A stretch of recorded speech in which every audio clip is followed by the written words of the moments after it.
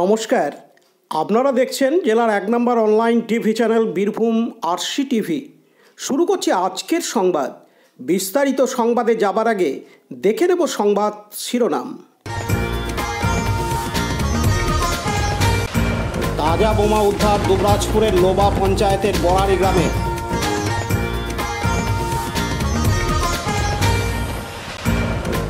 জেলা পুলিশের anti sabotage check টিমের জোর তল্লাশি দুবরাজপুরে। জেলা সভাধিপতির সাংবাদিক বৈঠক নানুরে।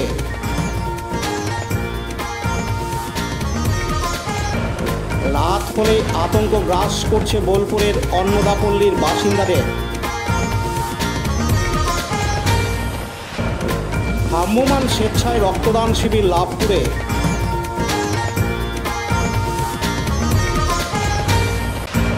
ট্যালেন্ট সার্চ এক্সামিনেশনের জন্য আলোচনা সভা দুবরাজপুরে।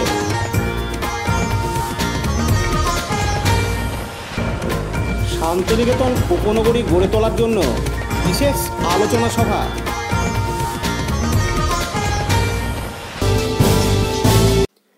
ভোট গণনার আগের দিন অর্থাৎ আজ সোমবার ৩রা জুন তাজা বোমা উদ্ধার দুবরাজপুরে। দুবরাজপুর ব্লকের অন্তর্গত লোবা গ্রাম পঞ্চায়েতের বড়ারি গ্রামের কাছে অজয় নদে প্লাস্টিকের বস্তা ভর্তি বালিতে পোতা অবস্থায় প্রায় ২৫টি তাজা বোমা উদ্ধার করল দুবরাজপুর থানার পুলিশ। ঘটনাস্থল ঘিরে রাখে দুবরাজপুর থানার পুলিশ। কারা এবং কী উদ্দেশ্যে এই তাজা বোমাগুলি রাখলো তা তদন্ত করে দেখছে দুবরাজপুর থানার পুলিশ। খবর দেওয়া হয় সিআইডি বোম ডিসপোজাল টিমকে। খবর পাওয়া মাত্র বোমাগুলি নিরাপদ স্থানে নিষ্ক্রিয় করল সিআইডির বোম ডিসপোজাল টিম। লালটু মুখার্জির report, Birbhum RC TV, Dubrajpur. এখন বিজ্ঞাপন বিরতি, ফিরে আসছি বিরতির পর। সব থেকে ভালো চিকিৎসা সবচেয়ে কম খরচে, সবচেয়ে কম খরচে।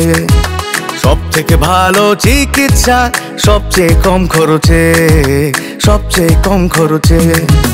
বিশ্বমানের স্বাস্থ্য পরিষেবা মিলবে দিনে রাতে। বিশ্বমানের স্বাস্থ্য পরিষেবা মিলবে দিনে রাতে। মণি মহেশ হসপিটাল, মণি মহেশ হসপিটাল, মণি মহেশ হসপিটাল, মণি মহেশ হসপিটাল। মণি মহেশ হসপিটাল, দুবরাজপুর, বীরভূম। ফিরে এলাম বিরতির পর। গত বৃহস্পতিবার অর্থাৎ ৩০শে মে দুবরাজপুর থানার যশপুর গ্রাম পঞ্চায়েতের খোয়াজ মোহাম্মদপুর গ্রামে বিস্ফোরণ ও গুলি চালানোর ঘটনা ঘটে। এই ঘটনায় এখনও পর্যন্ত গ্রেপ্তার করা হয় ৭ জনকে। উদ্ধার করা হয় 7mm পিস্তল, 2টি ম্যাগজিন, 2 রাউন্ড গুলি ও প্রায় 15টি তাজা বোমা। গতকাল রবিবার ২রা জুন দুবরাজপুরের খোয়াজ মোহাম্মদপুর গ্রামে দুবরাজপুর থানার পুলিশের পাশাপাশি জেলা পুলিশের entry sabotage check team metal detector সহ বিভিন্ন যন্ত্রপাতি নিয়ে কোথাও কোনো আগ্নেয়াস্ত্র, বোমা বা বোমা তৈরির কোনো সামগ্রী রয়েছে কিনা তা খুঁজে দেখেন। ঘরবাড়ির পাশাপাশি খড়ের পালুই, জড়ো করা সারগাদা সরিয়ে পরীক্ষা করে দেখেন জেলা পুলিশের এন্টি সাবোটেজ চেক টিম। এলাকায় রয়েছে বিরাট পুলিশ বাহিনী, চলছে পুলিশি টহল। পাশাপাশি পুলিশ শেখ আজমের বাড়ি, সিভিক ভলেন্টিয়ার শেখ রাজুর বাড়ি, শেখ নজরুলের বাড়ি ও মিট বোজাই ওরফে ভন্টুর বাড়ি সহ বেশ কয়েকটি বাড়ি সিল করে। এদিন গ্রামবাসী শেখ জহির হোসেন জানান, আমরা দুপুর থেকে দেখলাম গ্রামে পুলিশ টহলটা দিচ্ছে এবং বাড়ি বাড়ি সার্চ করছে। বোমাবাজি আছে কোথা কি না সেটা চাচ্ছে। কেন্দ্র বাহিনীও গ্রামে টহল দিচ্ছে এবং 24 ঘন্টা পুলিশ পেট্রোলিং করছে। এটা আমাদের, কিন্তু গ্রামে আমরা চাই শান্তি চাই, যাতে আর বর্তমানে যেমন দুষ্কৃতীরা বোমাবাজি না করতে পারে, গুলি রাউন্ড না করতে পারে এবং ভবিষ্যতে যেমন মারামারি ঝগড়া যেমন হয়, আমরা শান্তি চাই। এটাই আমাদের বলা বক্তব্য। দুপুরে দেখলাম পুলিশ এলো, মেশিন পাত্রের যন্ত্রপাতি নিয়ে এলো কিছু। আমরা দেখলাম বাড়ি বাড়ি সার্চ করছি এবং খড় কুটুরি সেখানে দেখছে, খামারও দেখছি যে বোমাবাজি কোথাও লুকিয়ে আছে, এই দুষ্কৃতীরা এখানে রেখেছে। সেটার জন্যে আমরা দেখলাম ওটা। আপনারা কি আতঙ্ক রয়েছে? আতঙ্কেতে আছি, এখন আছি, যাতে বর্তমানে আতঙ্কে না থাকে আমরা সেই অবস্থা পুলিশ প্রশাসন করছে এবং বর্তমানে করুক। কিন্তু পুলিশ প্রশাসন আমাদের পুরোটাই ভরসা আছে এবং যথেষ্ট পুলিশ সহযোগিতা করছে এবং ভালো কাজ করছে পুলিশ। পুলিশে কাজ করছে। আমার নাম Sheikh Zahir Hossain. Laltu Mukherjee report, Birbhum RC TV, Dubrajpur. এখন বিজ্ঞাপন বিরতি, ফিরে আসছি বিরতির পর। বঞ্চনার অবসান, শ্রমের সম্মান। 100 দিনের কাজের অদক্ষ শ্রমদানকারীদের জীবনে এলো নতুন প্রভাতের আলো। মাননীয় মুখ্যমন্ত্রী মমতা বন্দ্যোপাধ্যায়ের উদ্যোগে তাদের 2 বছরের বকেয়া মজুরির বঞ্চনার অবসান হলো। সম্পূর্ণ রাজ্য সরকারের নিজস্ব তহবিল থেকে 2651 কোটি টাকা ব্যয়ে 59 লক্ষ অদক্ষ শ্রমদানকারীদের বকেয়া মজুরি প্রদান করা হয়েছে। হাসি ফুটেছে রাজ্যের সকল অদক্ষ শ্রমদানকারীদের মুখে। পঞ্চায়েত ও গ্রামোন্নয়ন দপ্তর পশ্চিমবঙ্গ সরকার কর্তৃক জনস্বার্থে প্রচারিত। ফিরে এলাম বিরতির পর। 2024-এর লোকসভা নির্বাচন শেষ হয়েছে। মোটামুটি শান্তিপূর্ণভাবে সেই নির্বাচন শেষ হয়েছে আমাদের বীরভূম জেলায়। সেই নির্বাচনের ফলাফল আর মাত্র কয়েক ঘন্টা বাকি। কয়েক ঘন্টার পর জানা যাবে 2024-এর লোকসভা নির্বাচনের ফলাফল। ঠিক তার আগে বীরভূম জেলার সভাধিপতি ফাইজুল হক ওরফে কাজল শেখ সাংবাদিকদের সামনে মুখোমুখি হয়ে বলেন, পোল কি বলছে আমি জানি না, আমাদের যখন ব্যালট বক্স খুলবে বা ইভিএম মেশিন খুলবে তখন সবই জোড়া ফুল দেখবেন, আর বিরোধীরা দেখবে সর্ষের ফুল। এটাই আমরা বুঝি। আর সেই সঙ্গে আপনারাও যাবেন, দেখবেন সেই জিনিস। কারণ মমতা বন্দ্যোপাধ্যায়, অভিষেক ব্যানার্জি যেভাবে বাংলার উন্নতি করেছে তাতে বাংলার মানুষ দুহাত ভরে আশীর্বাদ করেছেন। কেন্দ্রীয় সরকার যেভাবে বাংলার মানুষকে বঞ্চিত করেছে বিভিন্ন দিক থেকে, তাদের প্রাপ্য টাকা থেকে, তাতে বাংলার মানুষ বুঝে গেছে তাদের কি করতে হবে। তিনি আরও বলেন, আমরা হয়তো 42টি আসনের মধ্যে 42টি আসন পাবো না, কিন্তু 30টির বেশি আসন আমরা পাবো। তিনি আরও জানান, আর কয়েক ঘন্টা মাত্র ব্যবধান, রেজাল্ট বেরোতে চলেছে। এক্সিট পোল তো অন্য কথা বলছে, মানে আপনাদের মধ্যে এক্সিট পোল কী বলছে আমি জানি না।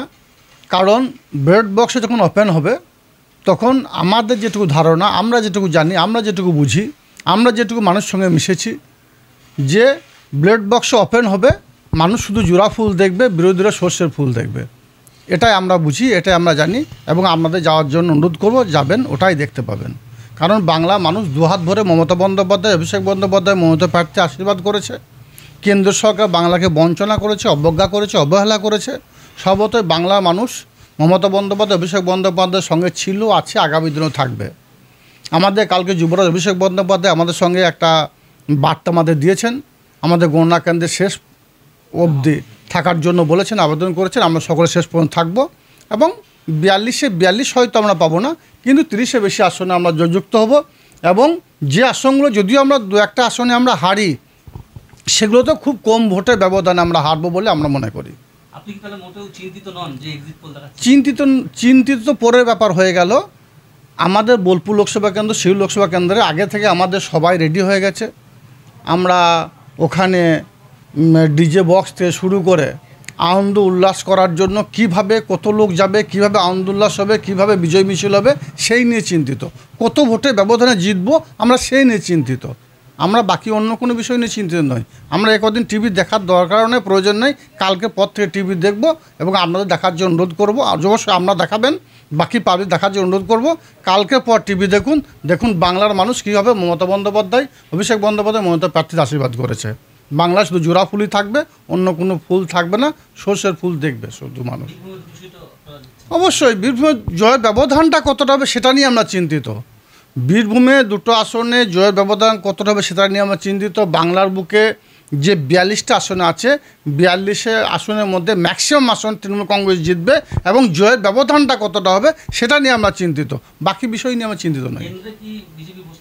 দেখুন, আমরা অত বড় নেতা নয়, আমি একজন ছোট কর্মী, মামাটি মানুষের সৈনিক, মমতা বন্দ্যোপাধ্যায়, অভিষেক বন্দ্যোপাধ্যায়ের সৈনিক।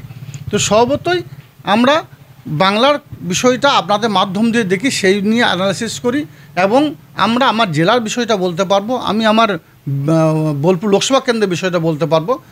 কেন্দ্রের বিষয়ে বলার মতো ক্ষমতা আমার নেই, দক্ষতা যোগ্যতা আমার নেই। সর্বতই সে বিষয় নিয়ে আমি কোনো মন্তব্য করব না।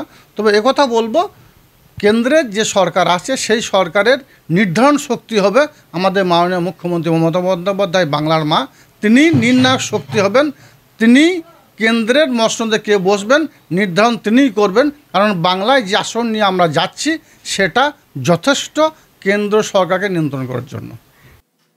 কাজী আমিরুল ইসলামের রিপোর্ট, বীরভূম আরসি টিভি, নানুর।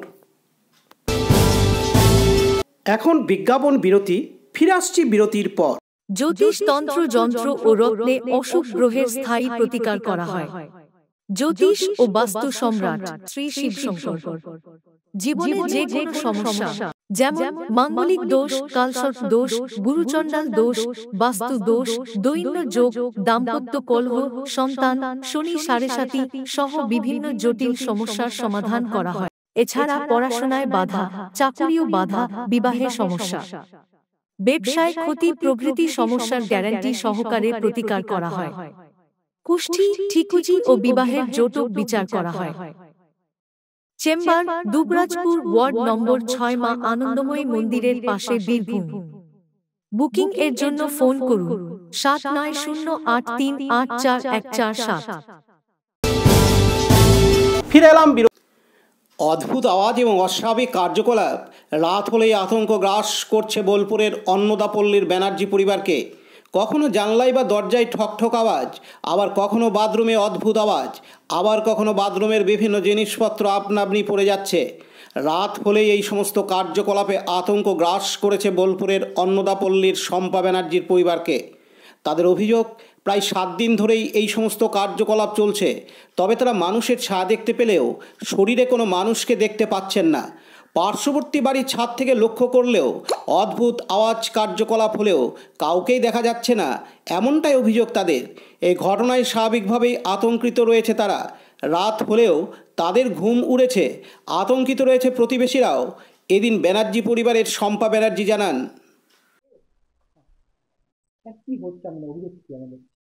আমাদের গত শুক্রবার থেকে এখানে জন্মদিন ছিল, জন্মদিন খেয়ে আসার পর থেকে আমাদের আতঙ্ক শুরু হয়। হঠাৎ করে আমার ছেলের জানলায় একটা আওয়াজ হয়, সেটা কোনো মানুষে করে। তারপর আমার পাশেই বাথরুম থেকে যাবতীয় প্রসাধনী জিনিস সব ফেলে দেওয়া হয়। এক রাতে ওরা 12টার পর থেকে 3 বার করে আমাদের বাড়িতে হানা দিচ্ছে। শুক্র, শনি, রবি এইভাবে আজ 10 দিন আমরা আতঙ্কে কাটাইছি। আমার স্বামী হোমিওপ্যাথি করে, হোমিওপ্যাথির ওষুধগুলো নিয়ে সমস্ত গ্রিলে লাগিয়ে দিচ্ছে। এই সমস্ত যাবতীয় যা করার, দরজায় ঠক ঠক করছে। প্রতি রাতে ওরা 3 বার করে আমার বাড়ি আসে। তা তো বলতে পারবো না কোনো দুষ্কৃতি, না কোনো আত্মা, না কোনো কি আমরা সেটা বলতে পারবো না। আমরা গোটা পাড়া শুদ্ধ লোক আতঙ্ক আছি এবং আমরা প্রতি রাতে 2 বার করে উঠি। গোটা পাড়া প্রায় 50 থেকে 100টা লোক প্রতিদিন আমরা উঠি। গোটা পাড়াটা হানা দেয় আমার ছেলেরা, ভাইয়েরা, প্রত্যেকে, কিন্তু কেউ কিছু দেখতে পায় না। কিন্তু এই কাজগুলো হয়েই যায়। না, কাউকে দেখতে পাই না। হ্যাঁ, ছায়া মনে হয় যেন কে সরে গেল, কে চলে গেল। কাল রাতে হঠাৎ একটা ঠক ঠক দরজায় আওয়াজ। আমার ছেলে বলে, যাই তুই ঠক ঠক কর, আমি চললাম। কিন্তু সে সরে যাওয়া কিছু বুঝি না, কিন্তু সে খালি গায়ে আছে এটা বুঝতে পেরেছি, সে চলে গিয়েছে। আমরা যাই হোক একটা কোনো তো ব্যবস্থা দিতে হবে আপনাদেরকে, সেই জন্য আপনাদেরকে ডেকেছি। আমরা এই মতো অবস্থায় কি করব? আমরা গোটা পাড়া আতঙ্কিত। আমার নাম শম্পা ব্যানার্জি। পাশাপাশি পাশের বাড়ির প্রতিবেশী টুম্পা প্রামাণিক বলেন,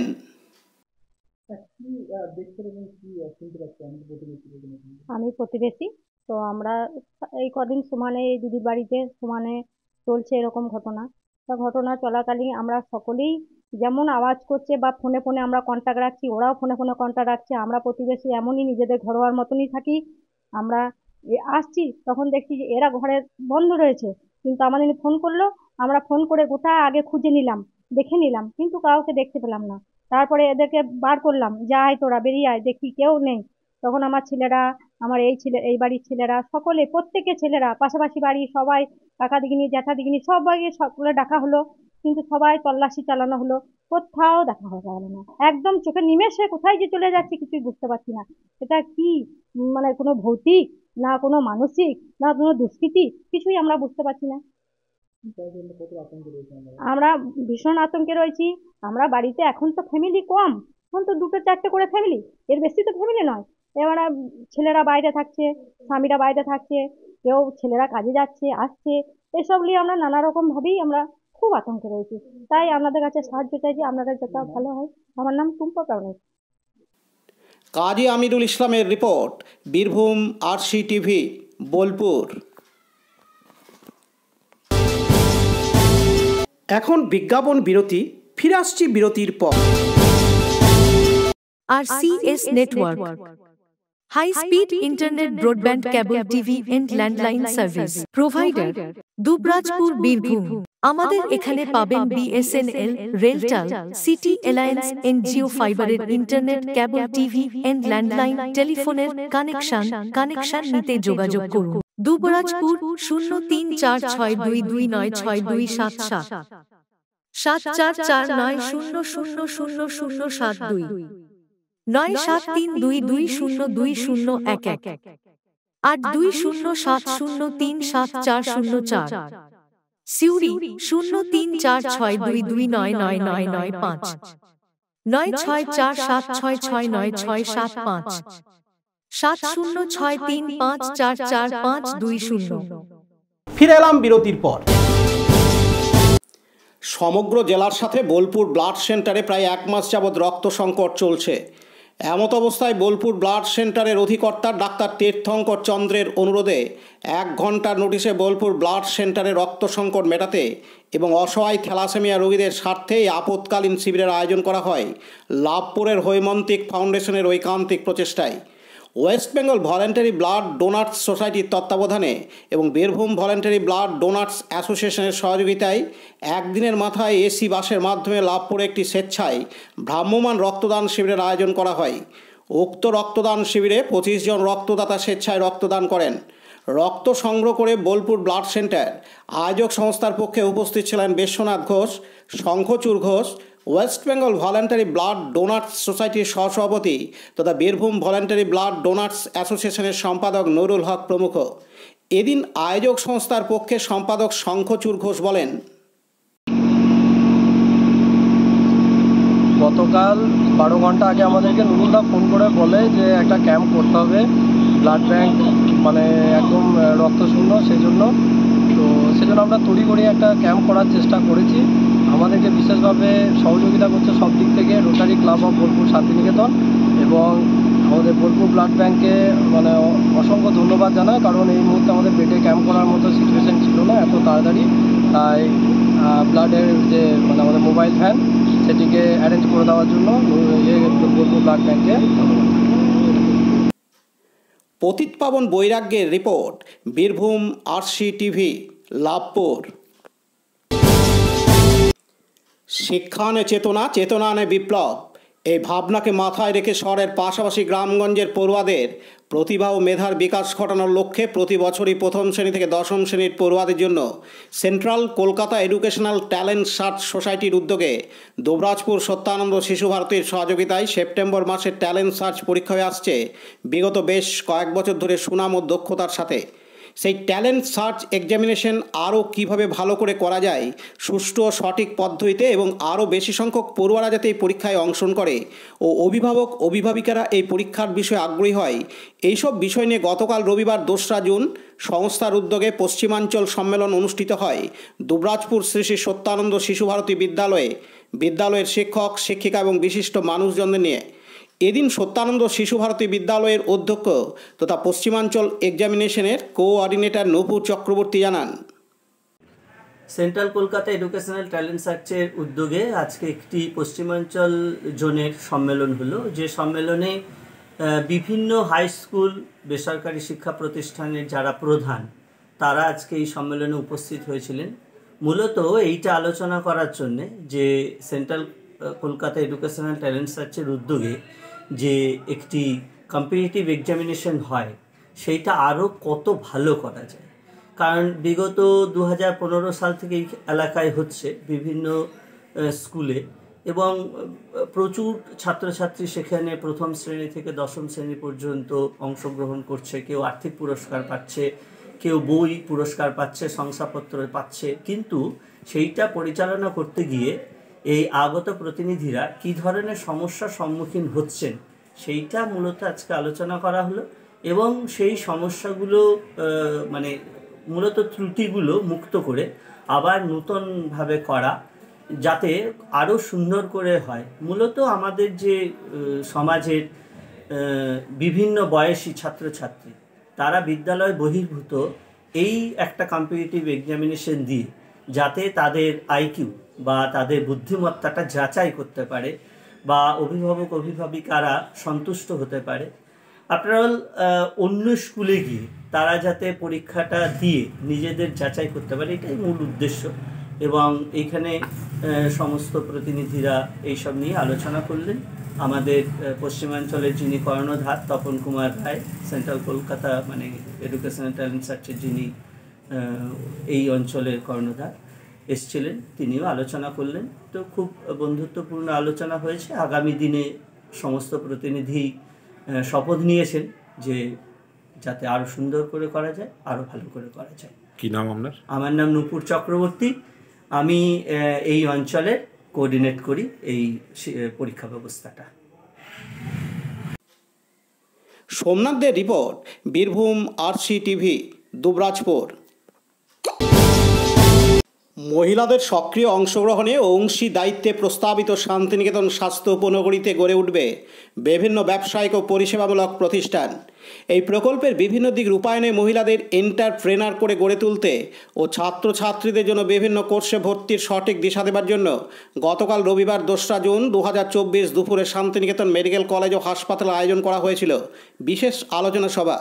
এই আলোচনা সভায় উপস্থিত ছিলেন শান্তিনিকেতন মেডিকেল কলেজ হাসপাতালের কর্ণধার ডক্টর মলয় পীর সহ অন্যান্য বিশিষ্ট ব্যক্তিবর্গ। এদিন ডক্টর মলয় পীর জানান, দেখুন, আমরা হেলথ সেক্টর ডেভেলপমেন্ট করার জন্য এখানে মেডিকেল কলেজ করেছি, নার্সিং, প্যারামেডিক্যাল এবং হেলথ সেক্টরের বিভিন্ন কলেজ এখানে তৈরি করেছি। ডিজিটাল ইউনিভার্সিটি তৈরি করা এবং তার মধ্য দিয়ে বিশ্বের বিভিন্ন প্রান্তে হেলথ সেক্টর ডেভেলপমেন্টের কর্মী আমরা তৈরি করছি। অনেক সংখ্যক ম্যানপাওয়ার এখানে কর্মরত আছেন এবং অধিক সংখ্যক ম্যানপাওয়ার এখানকে বেশ করে ওয়ার্ল্ডব্যাপী কর্মসংস্থানের একটা সুযোগ হয়েছে। এই মানুষদের থাকার উপযোগী একটি শহর আমরা তৈরি করতে চাইছি রাজ্য সরকারের সঙ্গে সহমত এবং সহযোগিতার ভিত্তিতে, যেখানে আমাদের যারা কর্মী রয়েছেন এবং লোকাল যে সমস্ত মহিলা যুক্ত হতে চাইছেন তেনাদের যুক্ত করে এই স্বাস্থ্য উপনগরী মধ্যে 300টির মতো দোকান, 500 জন মহিলা নিয়ে একটি করে ক্লাস্টার গঠন, এইরকম 2টি ক্লাস্টার গঠন করে স্পোর্টস একাডেমি, কালচার একাডেমি এবং অনেক মহিলা এন্টারপ্রেনারকে যুক্ত করে আমরা রিক্রিয়েশন ক্লাব তৈরি এবং বিভিন্ন এনজিওকে যুক্ত করে 36টির মতো শিক্ষা প্রতিষ্ঠান এই উপনগরীতে তৈরি করতে চাইছি। কাজী আমিরুল ইসলামের রিপোর্ট, বীরভূম RCTV, শান্তিনিকেতন। আজকের সংবাদ এই পর্যন্ত। পরবর্তী সংবাদের জন্য চোখ রাখুন বীরভূম RCTVর পর্দায়। নমস্কার।